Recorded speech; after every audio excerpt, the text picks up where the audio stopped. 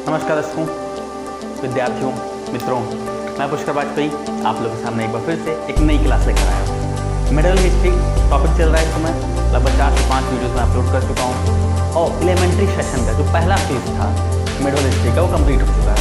मतलब अब जो सेकंड फेज होगा उसमें हम लोग दिल्ली सल्तनत कवर करेंगे। काफ़ी लंबा ये का जो टॉपिक चलने वाला भी है। तो फर्स्ट फेज में हम लोगों ने मोहम्मद बिन कासिम, इस्लाम का उदय, फिर Mohammad bin Qasim, then Mohammad Mahmud Ghaznavi, then the last one is Mohammad Ghori. इन सब के बारे में पढ़ लिया।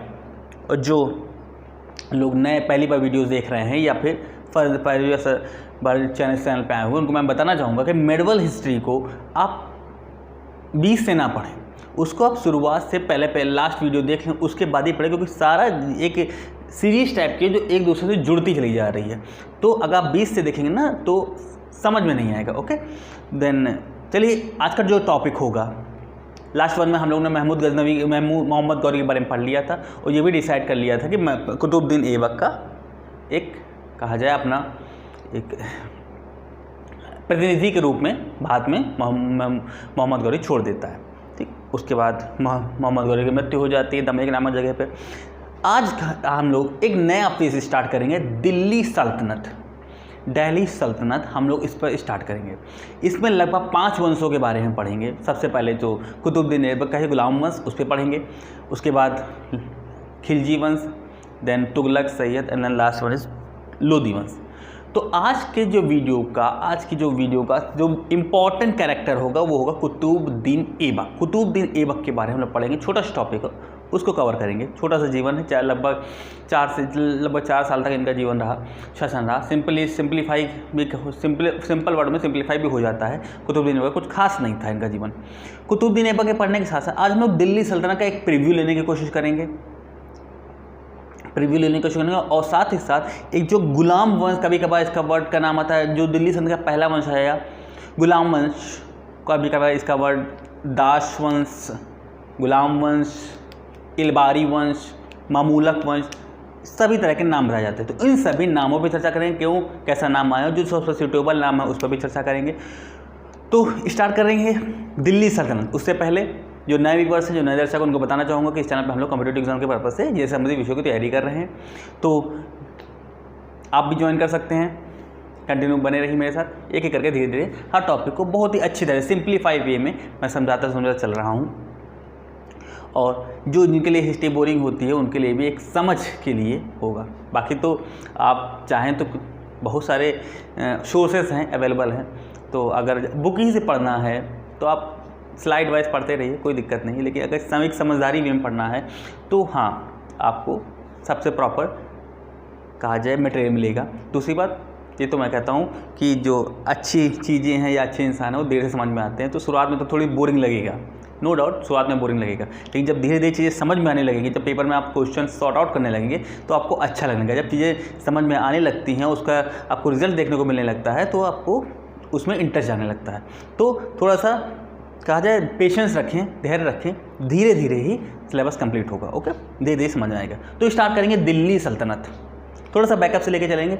मोहम्मद गौरी मर चुका, ठीक, मरने के बाद वो अपने जो सल्तनत है उसको, जो उसने जीते प्रदेश थे उसमें वो 3 लोगों को कहा जाए। मोहम्मद गौरी की कोई संतान नहीं, थोड़ा सा बैकअप लेके चलेंगे। मोहम्मद गौरी की कोई संतान नहीं थी, तो उसका उत्तराधिकारी बारे में तो कोई सोच ही नहीं सकता। तो उसके जो 3 विश्वास पात्र कहा जाए दास थे, या कोई भी कह सकते, क्योंकि मोहम्मद गौरी मर चुका, आप चाहे दास कहो चाहे ना को, क्या फर्क पड़ता है, वो सब आज़ाद हैं। लेकिन मुख्य रूप से उसके 3 विश्वास पात्र सैनिक थे, सेनापति थे, ताजुद्दीन यलदौज, नसरुद्दीन कुवाचा और कुतुबुद्दीन ऐबक। इन सभी का भी चर्चा करेंगे। तो इन तीनों में वो अपना शासन बांट के चला जाता है, ठीक, इन्हों तीनों अपने शासन बांटते हैं। ताजुद्दीन यलदौज को दिया जाता है गजनी, कुवाचो को दिया जाता है, नसरुद्दीन कुवाचो को दिया जाता है सिंध और मुल्तान, और जो दिल्ली दिया जाता है वो दिया जाता है कुतुबुद्दीन ऐबक को। लेकिन यहाँ एक बात समझने वाली है, बच्चे कंफ्यूज भी होते हैं इस बात में। देखिए, उसने तीनों की जगह शासन तो बांटा है, लेकिन जो मेन हेड बैठा है वो गजनी में बैठा ना। गजनी का जो इसने यल्दौज को शासन तो दे दिया है, लेकिन खिलजी का शासक नहीं बनाया है इसको। मतलब कुल मिला के अगर आप एग्जाम्पल को तो आप समझे जाए तो आप समझ सकते हैं, एक बाहुबली 2 मूवी आई थी, उसमें देखिए बल्लाल देव राजा तो बनता है, लेकिन मेन हेड शिवगामी देवी होती है। जो मेन हेड जो टॉप पर बैठा, सुप्रीम कोर्ट जो मेन डिसीजन लेगा, वो दूसरा है। यहाँ तो बस एक राजा टाइप का बना दिया गया कि शासन संभाले। तो यल्दौज एक शासक का एक राजा तो था, लेकिन मेन पावर उसके पास नहीं थी। यही चीज़ वहाँ भी थी। सिंध और मुल्तान में कुबाचा को शासन दे तो दिया गया था, लेकिन जवाबदेही गजनी के शासक, जो मेन हेड बैठता था, गजनी का शासक, वहाँ पे उस समय तत्कालीन रूप से महमूद बैठा था 1206 के आसपास। अभी चीज़ें समझाऊंगा, लेकिन थोड़ा सा बैकअप लेके कॉन्सेप्ट बनाने की कोशिश कर रहा हूँ। तो गजनी का शासक मेन हेड था, समझिए, गजनी का शासक मेन हेड था, उस समय महमूद था। अब गजनी को राजा के रूप में बैठा दिया गया ताजुद्दीन यल्दौज को। सिंध और मुल्तान दे दिया गया कुबाचा को, नसरुद्दीन कुबाचा, और दिल्ली दे दी गई कुतुबुद्दीन ऐबक को। लेकिन गजनी के शासक महमूद ने होता यह है कि गजनी दिल्ली सल्तनत का राजा बना दिया जाता है, क्योंकि इतनी दूर से कौन संभालेगा। तो वो नियुक्ति पत्र इशू कर देते हैं, या कहा जाए अपनी सहमति पत्र इशू कर देते हैं। कुतुबुद्दीन ऐबक को दिल्ली सल्तनत का राजा बना दिया, मेन हेड बना दिया, शासक बना दिया। मतलब उसे आप मोनोपोली दे दी कि जैसे मन हो वैसे राज करो दिल्ली सल्तनत में। यहीं पर एक भेद पड़ता है, क्योंकि ताजुद्दीन यल्दौज और कुबाचा अगेंस्ट में आ जाते हैं, और थोड़ा सा मूवी एक ट्विस्ट लेती है दिल्ली सल्तनत में। ठीक है, तो उन्हीं सब पॉइंट्स पर हम लोग चर्चा करेंगे। लेकिन आपको कॉन्सेप्ट बता दिया कि अगर मैं बोलूँ गजनी का साम्राज्य ताजुद्दीन यल्दौज को दे दिया गया, तो इसका मतलब ये नहीं कि उसके माई बाप हो गए ना। इसका माई बाप नहीं, माई बाप महमूद उस तत्कालीन रूप से था। ठीक है, अभी इसका महमूद अभी कैरेक्टर एक काम में सामने आएगा। तो चलिए स्टार्ट कर देंगे। दिल्ली सल्तनत, महमूद मोहम्मद गौरी की मृत्यु हो चुकी है। अब उसके बाद देखते हैं, मोहम्मद गौरी की मृत्यु हो चुकी है और 3 लोग आए सामने। ठीक, अब देखिए दिल्ली सल्तनत का जो टाइम पीरियड रहा वो 1206 से ए से लेके जेड तक पूरी चीज़ें लेके चलेंगे, सब चीज़ें क्वालिटी में, बस धीरे धीरे थोड़ा धैर्य रखे, चीज़ें समझते जाइए। 1206 से 1526 तक ईस्वी तक दिल्ली सल्तनत। एक बात और है, एक सेकंड लास्ट वीडियो है, सेकंड लाइन शायद मैं मोहम्मद गजनवी के बारे में पढ़ा था, उसमें मैंने 907 को 19 बोल दिया, उसके लिए मैं माफ़ चाहूँगा। लेकिन मैंने लिखा सही है, एक लोगों का कमेंट आया था मेरे पास, तो मैंने 19 बोल दिया, वो धोखेबाज बोल दिया है, लेकिन लिखा मैंने सही है, तो थोड़ा सा उसको एडजस्ट करिएगा। तो 1206 से 1526 तक दिल्ली सल्तनत का साम्राज्य काल रहा। इसके बाद तो 1526 के बाद मुगल आ जाते हैं। ठीक, तो लगभग ये 320 सालों तक शासन रहा, और 320 सालों में 5 वंशों ने शासन किया। जितनी चीज़ें बता रहा हूँ मोस्ट इंपॉर्टेंट है, एग्जाम में बहुत पूछी गई हैं। 5 वंशों से शासन किया, सीरियल वाइज पूछी गई हैं। कभी कहते हैं अवरोही एसेंडिंग ऑर्डर लगाइए, कभी डिसेंडिंग ऑर्डर लगाइए, जिसने सबसे ज़्यादा टाइम राज किया, जिसने सबसे कम टाइम राज किया, हर टाइप से क्वेश्चन मैनिपुलेट कर देते हैं। तो ये याद रखिएगा। सबसे पहले आया मामूलक वंश, जो ओरिजिनल नेम है वो मैं लिख रहा हूँ, मामूलक वंश। ठीक, इसका टाइम पीरियड रहा 1206 से 1290। फिर दूसरा आया खिलजी वंश, इसका आया 1290 से 1320 तक। फिर इसके बाद तुगलक वंश, तुगलक वंश आया 1320 से 1414 तक, 14 से 14 तक। ओके, इसके बाद तुगलक के बाद आया सैयद वंश। सैयद वंश आता है 14 से 14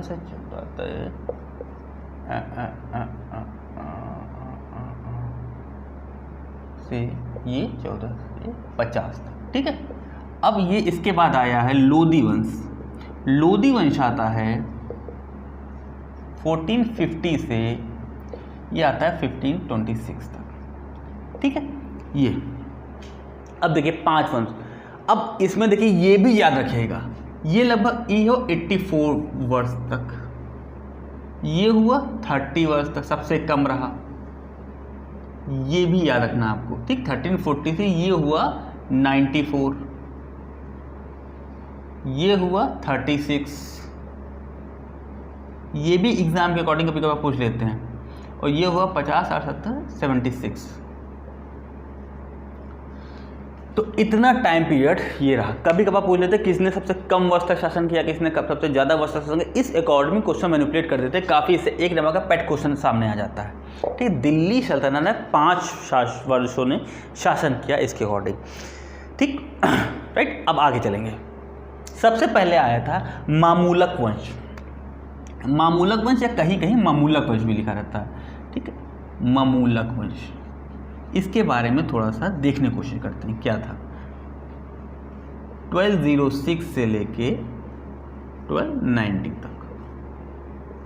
सबसे पहले तो इसका नाम ही बहुत कंफ्यूजन कर देता है।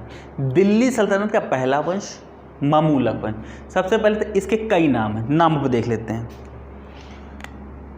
इसके कई नाम बता के, जैसे दास वंश या गुलाम वंश, पहला तो नाम ये आता है। ठीक, एक और नाम बताते हैं इलबारी वंश। इलबारी वंश नाम आता है। ओके, एक और नाम आता है, ये तो मामूलक वंश नाम, मामूलक वंश।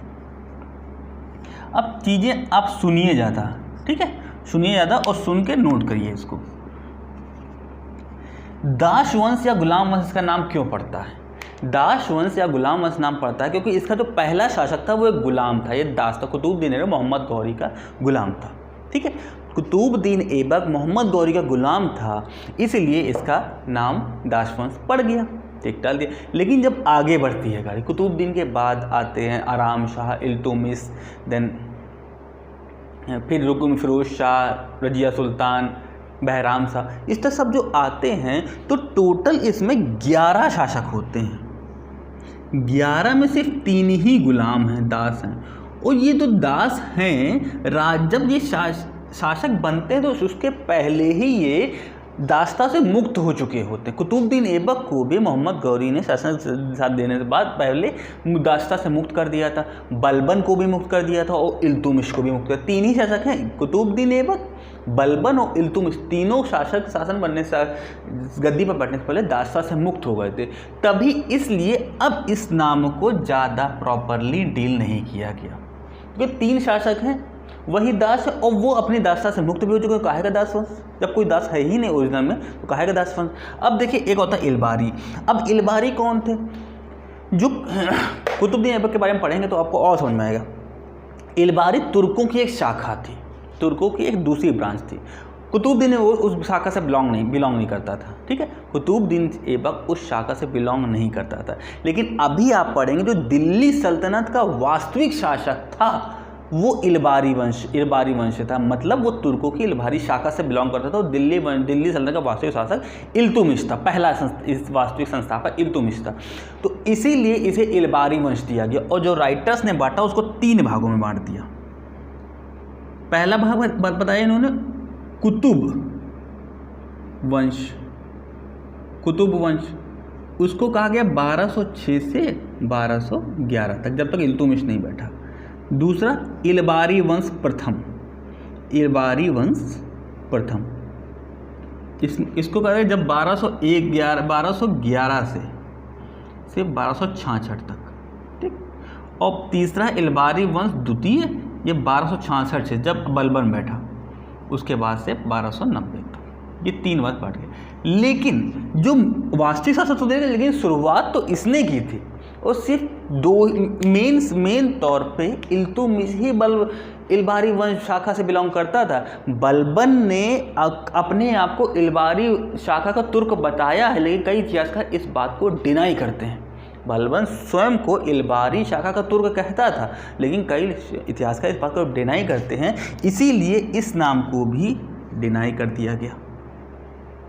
ठीक है, 2 नाम डिनाई हुआ, तो दास वंश भी डिनाई कर दिया। वो सिर्फ इल्तुतमिश के आधार पर ही अब इलबारी वंश नाम दे दोगे एक ही राजा के अकॉर्डिंग, तो नहीं चल पाएगा भाई। अब देखिए मामूलक वंश। अब सभी जब फेथ गलत हो रहे थे तो हबीबुल्लाह ने इसको हबीबुल्लाह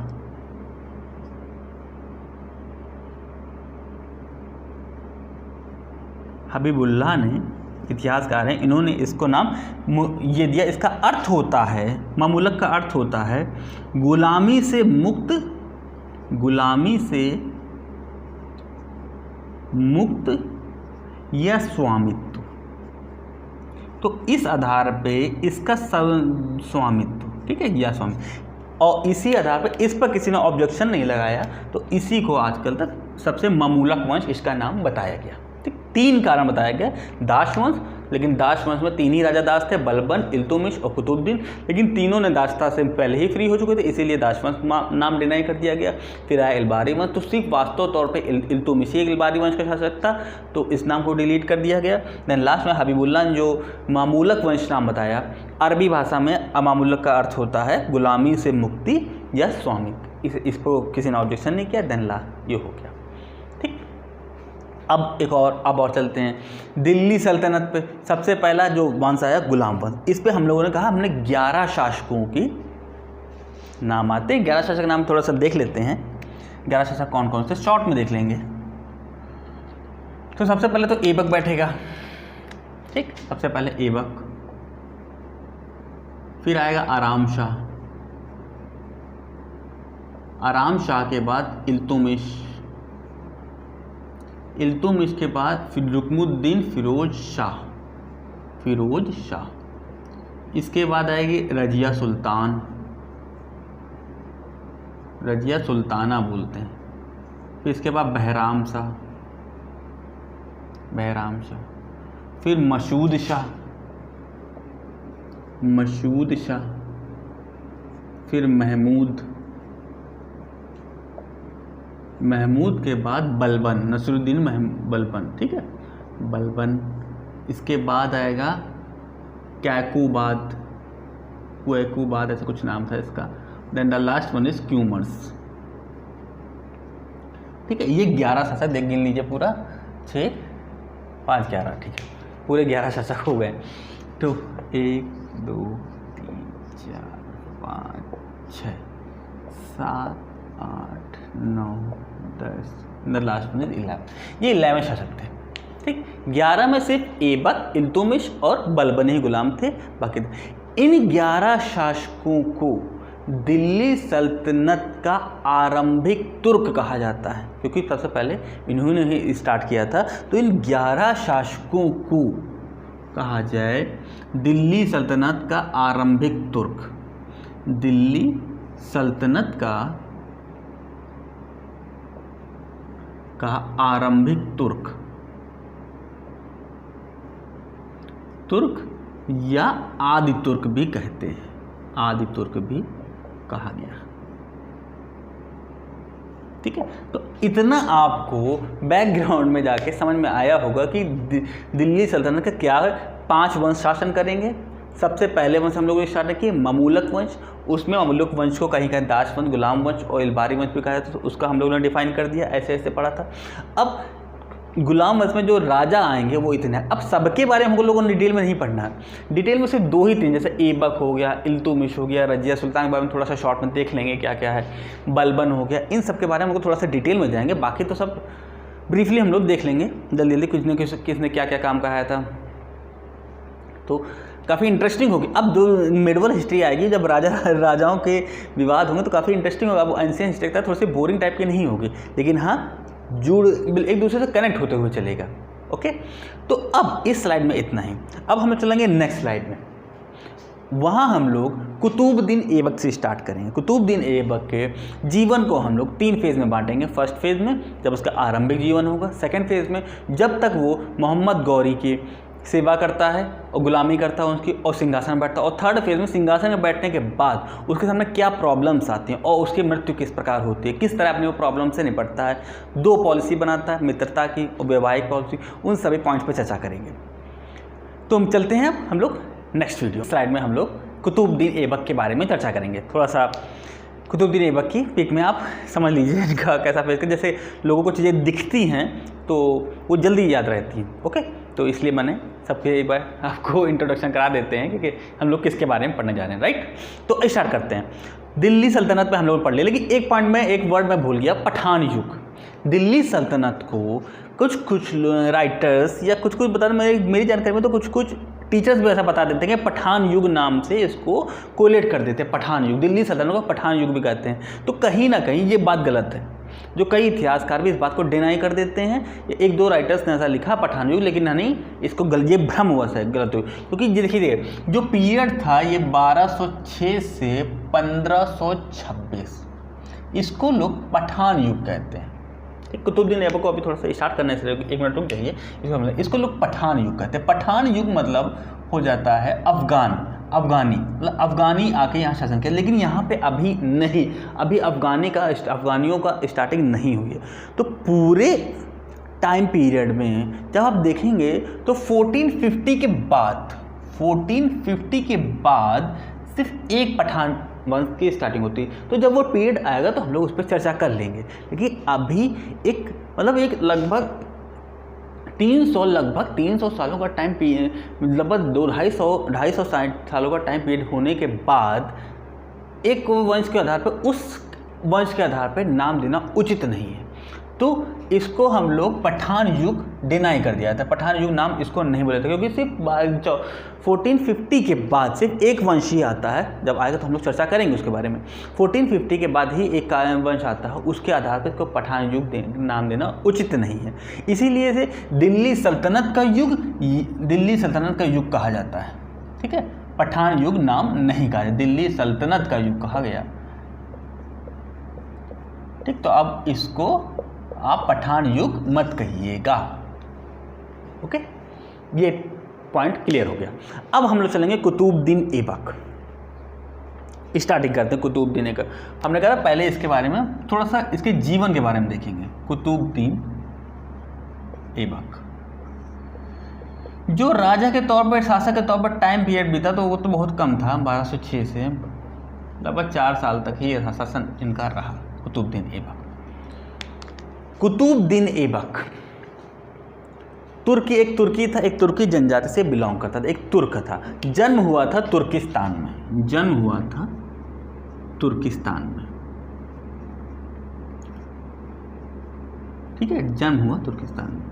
अब जन्म के समय ही इसको, उस समय आप जानते हैं, ये आपने कई जगह पढ़ा भी होगा कि तुर्क में उस समय गुलामों का बड़ा जोर था। गुलाम खरीदने और बेचने वाला सिस्टम बहुत अपने प्रॉपर लेवल चल रहा था। तो कुतुबुद्दीन ऐबक को भी एक वहाँ के काजी ने खरीद लिया था। ठीक, काजी ने खरीद लिया था, और उस काजी का नाम था काजी फखरुद्दीन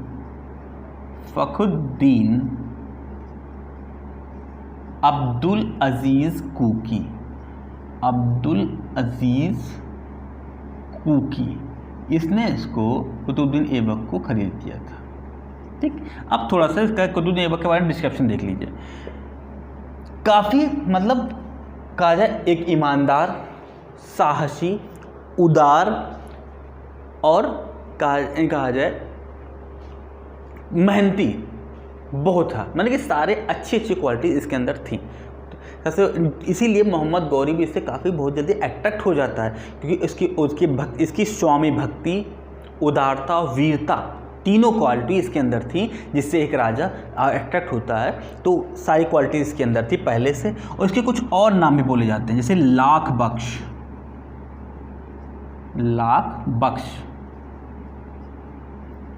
ओके, लाख बख्श बोलता था। पील बख्श भी कहा जाता है, पील बख्श।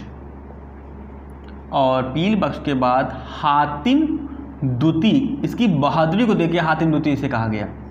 और हातिम दुती के साथ इसको कहते हैं कुरान खां भी कहा गया, कुरान खां, ये इसके नाम थे। तो बचपन में ही इसको ये अजीज़ कुकी ने इसको खरीद लिया था गुलाम के तौर पर। लेकिन उस समय तुर्कियों में ये भी था, गुलाम को आप खरीदेंगे तो इसका मतलब ये नहीं कि सिर्फ उसे सेवा करेंगे, उसको आप प्रशिक्षित भी करेंगे। तो इसी परंपरा के अकॉर्डिंग इसको कुकी ने इसको घुड़सवारी और तीरंदाजी, अस्त्र चलाना, ये सब ट्रेंड करते, पूरी तरह ट्रेंड कर दिया था। और बचपन में जब ये कुरान पढ़ता था तो काफ़ी सुरीले स्वर में कुरान पढ़ता था, ठीक है, काफ़ी अच्छे मतलब टोन वाइज पढ़ता था, इसीलिए इसका नाम कुरान खां भी पड़ गया था। काफ़ी अच्छे वर्ड, काफ़ी अच्छे सुरीले ढंग से कुरान पढ़ता था, इसीलिए इसे कुरान खां भी कहा गया। लेकिन कुछ दिनों बाद अजीज़ कुकी की मृत्यु हो जाती है, तो अजीज़ कुकी के पुत्र जो होते हैं वो इसको मोहम्मद गौरी को बेच देते हैं। मोहम्मद गौरी को फिर दास के रूप में बेच दिया, तो इसके जो पुत्र होते हैं वो मोहम्मद गौरी को इसको बेच दिया।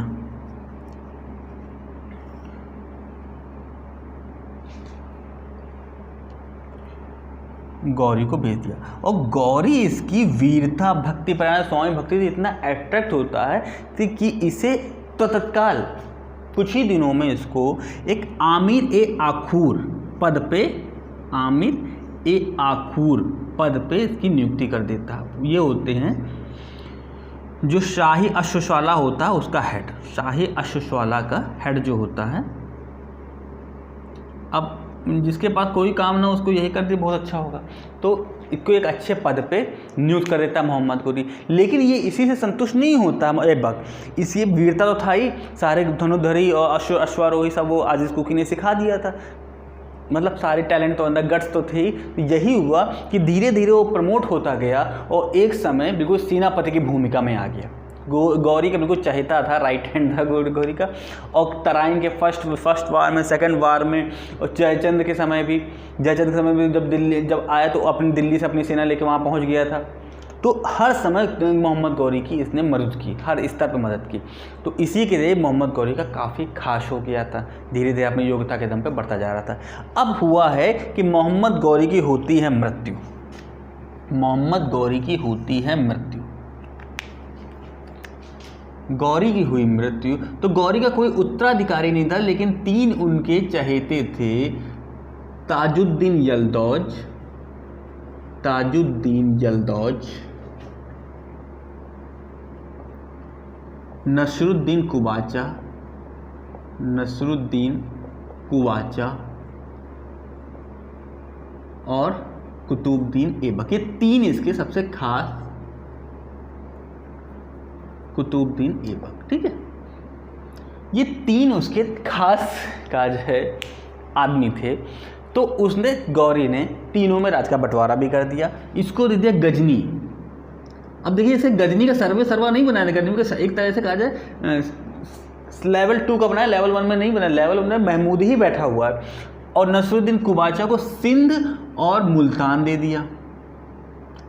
थोड़ी सी ये चीज़ें समझिएगा, ये चीज़ें अभी इल्तुमिश तक जाएंगी। और ऐबक को दिल्ली दे दिया। लेकिन ऐबक के साथ क्या हुआ, दिल्ली दे दिया, दिल्ली सल्तनत। ऐबक के साथ क्या हुआ कि ऐबक को दिल्ली का राजा बना दिया, हेड बना दिया। अब यहीं से एक फूट की बीज पड़ जाता है, दिल्ली का राजा बना के। अभी इसको हम लोग और आगे समझेंगे। तो ऐबक को दिल्ली का राजा बना दिया। अब ये 1208 में, 1206 में राजा बना था, 1206 में राजा बना था और 12 सिंह गद्दी पर बैठता है। लेकिन ऐबक अभी भी ईमानदार है, अपने लिए ईमानदार है, अपनी स्वामी भक्ति से ईमानदार है। उसने स्वयं को सुल्तान नहीं कहलवाया, क्योंकि देखिए मोहम्मद गौरी की जब इतनी हद तक मदद कर रहा था, इतना वीर था, इतना बहादुर शासक था, तो मोहम्मद गौरी इसको मलिक कहा करता था। मलिक, मलिक की उपाधि दी थी ऐबक को, मलिक, ठीक है, मलिक को उपाधि दी थी। तो यही बात यहाँ पर भी ऐबक ने कही। उसने आपको सुल्तान नहीं कहलवाया, उसने अपने आप को मलिक या सिपह सलार ही कहना उचित समझा, सिपह सलार ही कहवाता था, ठीक है, सिपह सलार। मतलब वो अब भी कहता था कि मैं अपने कुल मिला के कटप्पा टाइप का था कि कुछ भी हो स्वामी भक्ति नहीं छोड़ूंगा मैं। तो मलिक और सिपह सलार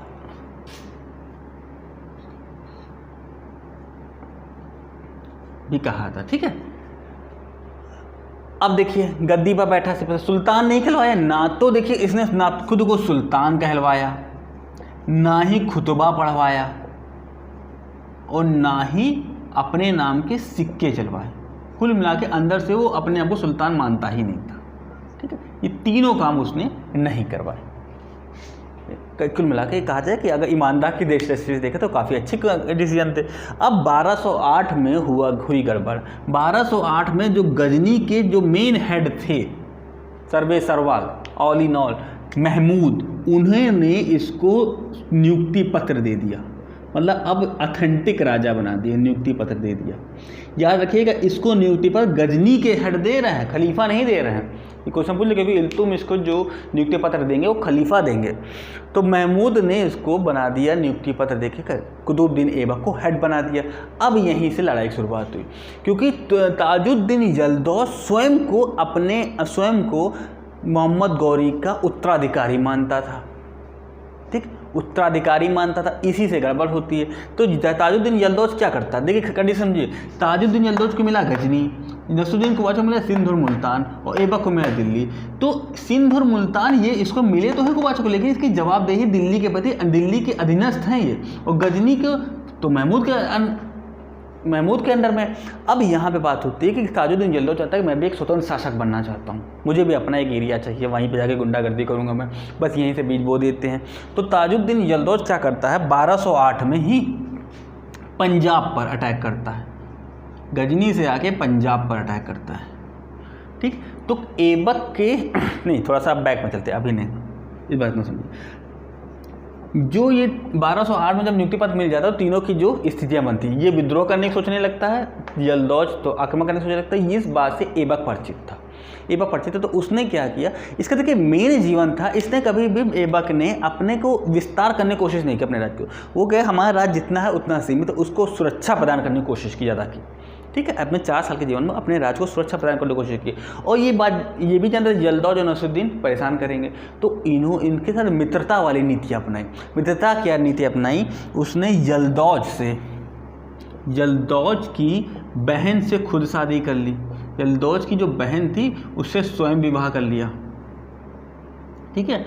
और जो ताजुद्दीन कुबाचा है, ठीक है, तो ताजुद्दीन विवाह से स्वयं ऐबक की जो बहन थी, ऐबक ने अपनी बहन का शादी कर दी, अपनी बहन की शादी इससे कर दी, ठीक है, जैसे इससे बहन से।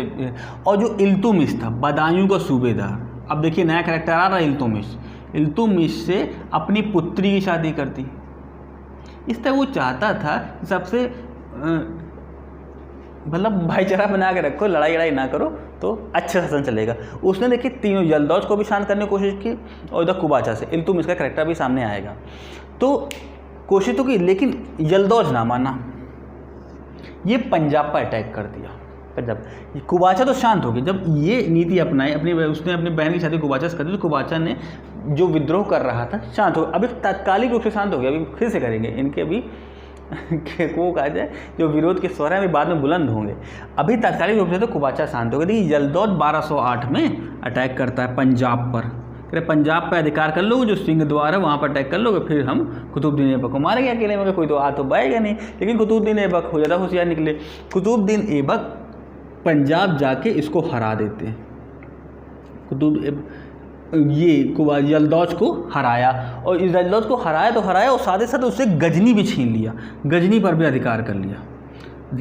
लेकिन गजनी की जनता का समर्थन ना मिलने के कारण 40 दिन बाद उसको पुनः यल्दौज को गद्दी पर बैठा दिया, अब चला आया वापस, मतलब बेटा हम तुमसे ज़्यादा पावरफुल हैं, ज़्यादा करोगे तो फिर आके मारेंगे। तो ऐबक ने 1208 में पंजाब पे यल्दौज ने अटैक किया, ऐबक ने इसका जवाब दिया, पंजाब से तो भगाया साथ में गजनी भी छीन लिया।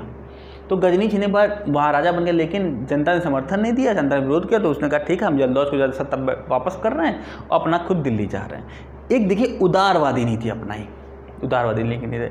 अब देखिए इसके बाद बिहार में भी उसके कहा जाए, बिहार में भी सरदारों ने विद्रोह किया।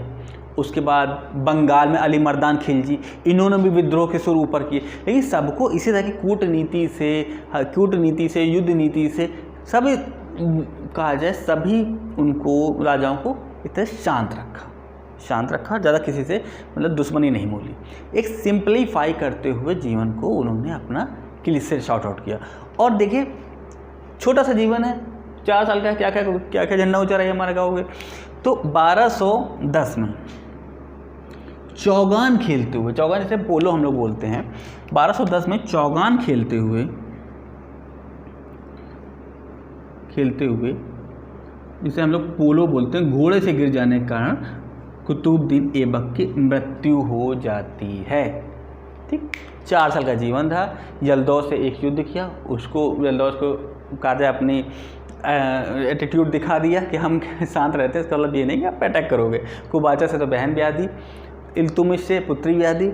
अब अली मर्दान जो बंगाल के शासक थे, आप लोगों को याद होगा, बख्तियार खिलजी ने अटैक किया था, तो उसके बाद अली मर्दान ने बख्तियार खिलजी को मार दिया था। तो अली मर्दान ने भी विद्रोह किया, उसको भी दबाया, और बिहार में सरदारों ने विद्रोह किया, उसको दबाया।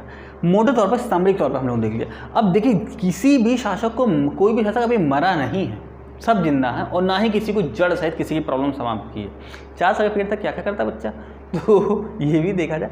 तो इसके बाद जब इल्तुतमिश आता है, सबको एक एक करके ठीक करता है। ठीक, इल्तुतमिश की जब आपके बारे में पढ़ेंगे, क्या शासन नीति थी, एक कहा जाए बहुत बढ़िया शासक की नीति का, ना तो उसने धीरे धीरे कहा जाए मंगोलों को भी संभाल लिया था, और इनको भी सबको एक एक करके सबको ठीक किया था। तो इसी के साथ यहाँ पे हम लोग कुतुबुद्दीन ऐबक के जीवन के बारे में आप देख सकते हैं, इसको नोट डाउन कर सकते हैं। एक सिंप्लीफाइड जीवन था, ज़्यादा कहा जाए क्रिटिकल जीवन नहीं जिया। अब इसके बाद हम लोग कुतुबुद्दीन ऐबक का थोड़ा सा वैल्यूएशन करने की कोशिश करते हैं, इनके जीवन के बारे में कैसे कैरेक्टर था, और इनका जो सांस्कृतिक और जो इन्हें संस्कृति के क्षेत्र में जो कार्य किया और स्थापत्य के क्षेत्र में कार्य किया, उसके बारे में थोड़ा सा देख लेते हैं। उसके साथ साथ इनका जो उत्तराधिकार था उस पर थोड़ा सा हाईलाइटली देखेंगे। ओके, अब चलेंगे हम लोग नेक्स्ट स्लाइड में, स्टार्ट करते हैं। इस स्लाइड में हम लोग कुतुबुद्दीन ऐबक के बारे में, जो उनके वैल्यूएशन है, उसके जीवन के बारे में चर्चा करेंगे। तो चलिए एक बार फिर से 1210 में कुतुबुद्दीन ऐबक की मृत्यु हो जाती चौगान खेलते हुए। ओके, 1210 में मृत्यु हो गई। अब मृत्यु के समय इसको कहाँ दफनाया, कहाँ गया, लाहौर में। लाहौर दिल्ली सल्तनत की प्रारंभिक राजधानी भी थी, लाहौर में इसको दफनाया भी गया था, और ये उसकी राजधानी भी थी। ओके, ये बात याद रखिएगा। किस तरह राजधानी परिवर्तित होती है, जब पूछा जाता है कि इल्तुतमिश के टाइम कौन सी राजधानी थी, कुतुबुद्दीन ऐबक के टाइम कौन सी राजधानी थी। अब इसके बाद गद्दी पर कौन आता है, आराम शाह। आराम शाह के बारे में भी मतभेद हैं इतिहासकारों में। कुछ इतिहासकार बोलते हैं कि ये ऐबक का पुत्र या भाई था, जबकि एक इतिहासकार लिखते हैं, जुबैनी कहते हैं कि कुतुबुद्दीन ऐबक का कोई पुत्र था ही नहीं, उसकी सिर्फ 3 पुत्रियां थी, 3 पुत्रियां थी। ओके, तो इसके बारे में भाई, ये कहा जाए पुत्र का जो प्रीव्यू है, इसको थोड़ा सा डिनाई किया जाता है, पुत्र नहीं था इसका कोई। तो आराम शाह गद्दी पर बैठता है। ये एक अयोग्य शासक होता है। जो तुर्की अमीर होते हैं, जैसे कहा नहीं, जैसे आपने जुदा अकबर मूवी देखी होगी, तो उसमें बड़े बड़ा कोट पहन के राजा को कहा जाए सलाह देने के लिए बड़े बड़े कोट पहन के पगड़ी पहने लोग खड़े रहते हैं दरबार में, वही अमीर कहलाते हैं। अच्छा, असली सिक्का उन्हीं का चलता है, राजा उन्हीं सजेशन मांग के, कहा जाए कैबिनेट होती है राजा की वो। तो तुर्की अमीर जो होते हैं वो आराम शाह को बैठा तो देते हैं, लेकिन ये एक अयोग्य होता है, अयोग्य शासक होता है ना।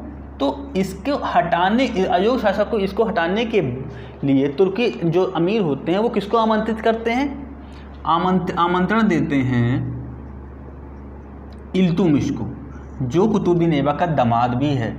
इल्तुतमिश को देते हैं, जो उसका ऐबक का दामाद भी है, और साथ ही साथ बदायूं का सूबेदार या शासक भी है, बदायूं का सूबेदार या शासक भी है। ओके, इतनी समझ। ये पूछा जाता है कि इल्तुतमिश को जब शासक बनाया गया था तो कहाँ का सूबेदार था, तो सूबेदार या शासक बदायूं का था। अब क्या होता है, आराम शाह और इल्तुतमिश का युद्ध होता है, इल्तुतमिश का युद्ध होता है, और इसमें इल्तुतमिश क्या कहा जाए, इल्तुतमिश विजय हो जाता है। लेकिन इस समय एक कंडीशन एक और एग्जिस्ट हो रही है, बैकग्राउंड में एक कंडीशन एक ऐसी हो रही है, उसको बताना जरूरी है, क्योंकि अभी जब इल्तुतमिश पढ़ेंगे तो समझ में आएगा। इल्तुतमिश और इसमें युद्ध होता है तो कहीं ना कहीं दिल्ली की गद्दी कमज़ोर पड़ रही होती है, क्योंकि पिछले 8 महीनों से जब आराम शाह का जितना शासनकाल रहा 8 महीना, इसमें दिल्ली गद्दी काफ़ी कमज़ोर हाथों में रही। तो उसी का कहा जाए माइनस पॉइंट ये होगा, बैकग्राउंड में यल्दौज कि भी हाथ विद्रोह के सुर ऊंचे होने लगे। कुबाचा ने भी सिंध और मुल्तान पे कब्जा कर लिया। अब वो अधीनस्थ नहीं रहे, सिंध और मुल्तान पे कब्जा कर लिया। अब वो दिल्ली सल्तनत की गद्दी के अधीन मानते नहीं थे, कुछ जो करना हो कर लेना, हम करार नहीं भेजेंगे। यही बात बंगाल और बिहार में भी हो गई, अली मर्दान खान और सरदारों ने भी विद्रोह कर दिया। अब वो दिल्ली सल्तनत को बाहर नहीं रहते। तो इससे क्या हुआ, अब दिल्ली सल्तनत 4 भागों में बढ़ रही है। देखिए गजनी को तो छोड़ दीजिए, सिंध, मुल्तान, बिहार और बंगाल, 4 हिस्से हो गए दिल्ली सल्तनत के। ओके, तो अगर इसको इस व्यू में देखें, एक कुबाचा के हाथ में है, एक बिहार के हाथ में, बंगाल में हाथ में, और एक आया इल्तुतमिश के हाथ में। 4 हिस्से अब बैकग्राउंड में देखिए दिल्ली सल्तनत बढ़ चुकी है, और इसको इल्तुतमिश एक कर देगा। और इल्तुतमिश एक ऐबक की तरह होगा भी नहीं कि पहले शादी कर लें फिर हाथ पैर जोड़ें, ऐसा नहीं है, वो फिर ठीक ही कर देता है इल्तुतमिश। और बहुत अच्छी नीति पॉलिसी से धीरे धीरे शत्रु की ताकत को समझना, फिर उसको किस तरह हराना, इल्तुतमिश को जब चढ़ पड़ेंगे तो आप समझने की कोशिश करेंगे। ठीक, तो अब बैकग्राउंड में ये चीज़ समझ रखिएगा, यल्दौज के भी काजा पर निकल आए हैं, और कुबाचा ने विद्रोह कर दिया है, मुल्तान और कब्जा टाइप का कर लिया है, और यहाँ बंगाल और बिहार का विद्रोह फिर से आ गया, जिसको ऐबक ने दबा रखा था। और ऐबक भी क्या करता, 4 साल का पीरियड था, उसके बाद तो चले ही गए कि किससे दुश्मनी मोल लेते।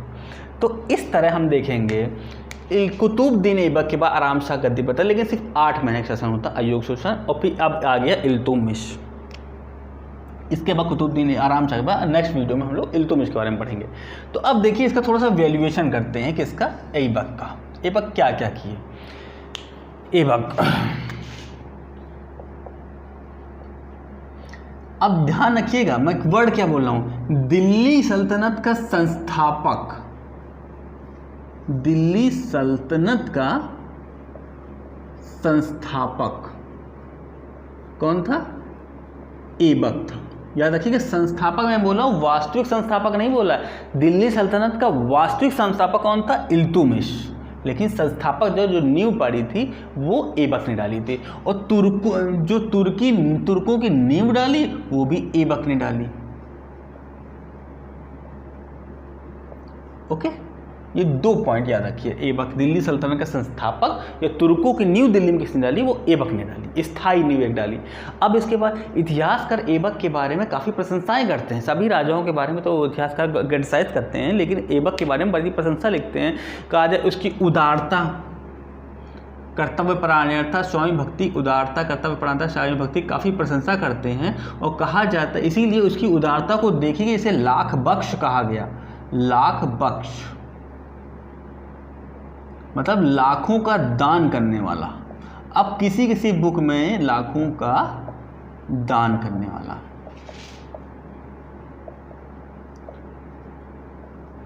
किसी राइटर ने ऐसा लिखा है कि लाखों की हत्या करने वाला, इसने लाखों की हत्या की थी, इसलिए कुतुबुद्दीन ऐबक को लाख बख्श कहा जाए। कहाँ लाखों की हत्या करी, 4 साल का तो पीरियड रहा है इसका, कहाँ किसकी लाखों मार। तो इसीलिए इतिहास का इस पॉइंट को ज़्यादा सूटेबल मानते हैं, लाखों का दान करने, क्योंकि उदार काफ़ी था। अब एक ना पील बख्श भी कहा जाता है, पील बख्श भी कहा गया। पील बख्श क्या है, हाथी का दान करने वाला, हाथी का दान करने वाला था, इसीलिए इसे पील बख्श भी कहा गया। कुरान खां क्यों कहा गया, क्योंकि कुरान अच्छे स्वर में पढ़ता था, हातिम दूर वीर बहुत था, हातिम दूती इसलिए कहा गया। उदारता, ये कहा, हसन निज़ामी इसके बारे में लिखते हैं कि इसके जो शासनकाल था उसमें न्याय, सबको समान रूप से न्याय का अधिकार काफ़ी प्रॉपर लेवल पे इसने प्रोवाइड करा रखा था। लेकिन अब एक दूसरा व्यू देखते हैं, फिर वही बात, 4 साल का टाइम मिलता था। यहाँ लोकसभा चुनाव में सरकार को 5 साल का टाइम मिलता तो वो भी कम हो जाता है कहीं ना कहीं, तो यहाँ तो 4 ही साल टाइम मिल रहा है। तो क्या क्या करते, कौन कौन सी योजना अप्लाई करवा देते। तो जो क्रिटिसाइजर हैं वो ये कहते हैं कि इसका जो शासन काल 4 साल रहा, इसके कारण इसका जो कहा जाए शासन था मुख्य रूप से, जो शासन अंडर था वो बड़े बड़े पदाधिकारियों के अंडर में था, पदाधिकारियों के कंट्रोल में ही था। और जो राजस्व की नीतियाँ थी वो नई नीतियों को बना ही नहीं पाया, और जो पूर्ववत नीतियाँ चल रही थी, इसीलिए इसे पूर्ववत नीतियाँ चल रही थी, उन्हीं को उसने अप्लाई किया। इसीलिए इसके शासनकाल को कहा जाता है एक अव्यवस्थित भौंदी व्यवस्था भी बोला जाता है। यह न्याय व्यवस्था, इसकी अगर ये पूछा था कि इसके शासनकाल की न्याय व्यवस्था या राजस्व भौंदी कही गई है, तो कुतुबुद्दीन ऐबक की कही गई, कुछ नया नहीं कर पाया ये। ओके, अब देखते हैं स्थापत्य के एक थोड़ा सा वो भी देखें, सांस्कृतिक व्यू में देख लेते हैं। तो देखिए इसमें 2 दरबारी इसके लेखक आते हैं, एक हसन निज़ामी जो काफ़ी प्रशंसा की इन्होंने बल्कि ताजुल मासिर, लास्ट वीडियो मैंने उसको नासिर बता दिया है, तो उसको सही कर लिएगा, ताजुल मासिर नाम है। और जो दूसरा थे, देखिएगा थोड़ा नाम हो सकता है गलत हो जाए, फ़क्र ए मुदब्बिर, इन्होंने 2 बुक लिखी। 2 बुक कौन कौन सी लिखी? एक आलशु जाता और दूसरी लिखी, ये पूछे नहीं गए हैं ज़्यादातर, बस नाम आया तो मैंने बता दिया, आलशु जाता। एक और है इनकी आदाब उल हर्ब, ये उन्होंने बुक लिखी है, हर्ब। ओके, चलिए ठीक है। 2 दरबारी थे, तो 2 इन्होंने बिल्डिंग में बनवाई थी। कौन कौन सी बिल्डिंग बनवाई थी? एक कुव्वत उल इस्लाम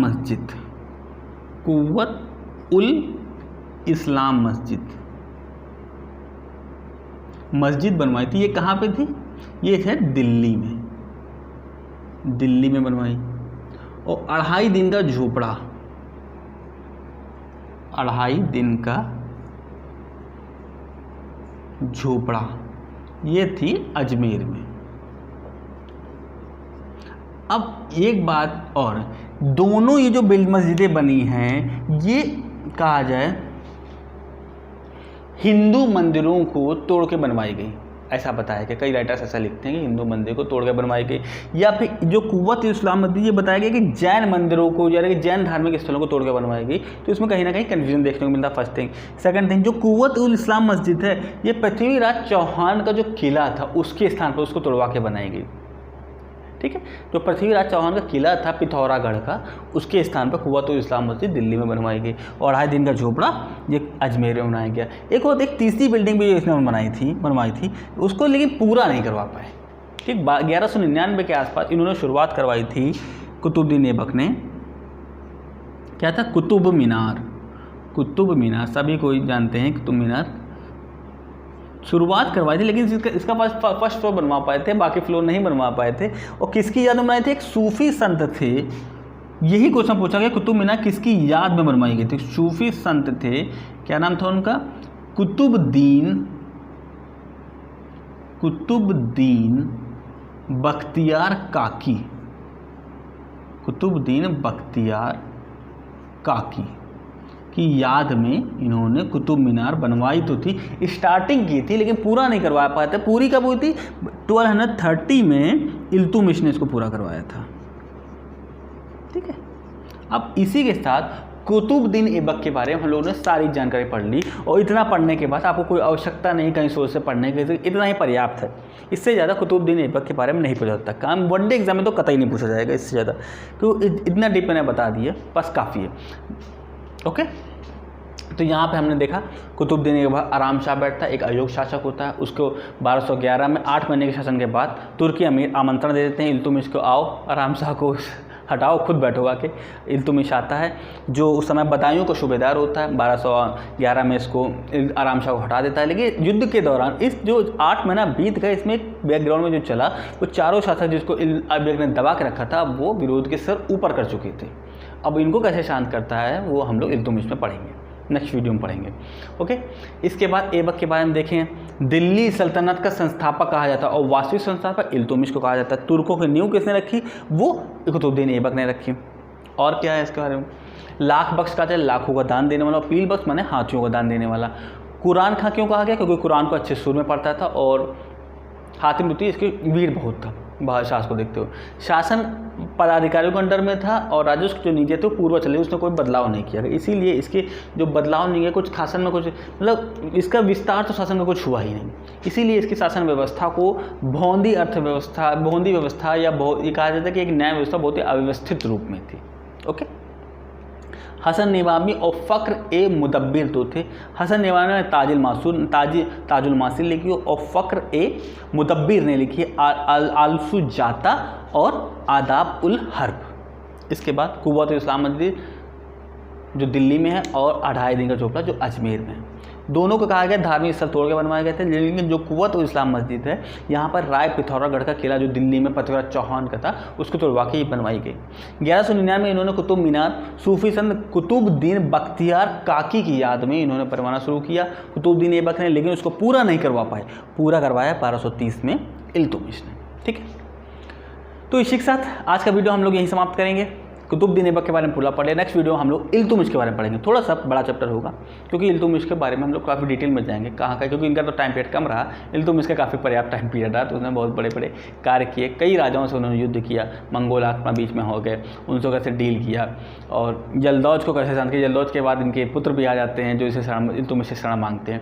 तो बहुत एक लंबी कहानी, उन सभी पॉइंट्स पर हम लोग समराइज तौर पर देखेंगे, ब्रीफली देखने की कोशिश करेंगे कि कौन कौन से पॉइंट इंपॉर्टेंट है, एक समझने की कोशिश करेंगे। हर पॉइंट को लिखेंगे नहीं, सिर्फ कहानी टाइप की समझ लेंगे, बाकी सब आप पे डिपेंड करता है कि आप किस तरह उसको नोट डाउन करते हैं। ओके, तो अब मिलेंगे हम लोग नेक्स्ट वीडियो में। तब तक के लिए आपको मेरे वीडियोस कैसे लग रहे हैं अपनी राय अवश्य दीजिए और अपने कमेंट सेक्शन में अवश्य कुछ ना कुछ पॉजिटिव या फिर हमारी शिकायत कुछ भी आप अवश्य बताएं। मिलेंगे नेक्स्ट वीडियो में, तब तक के लिए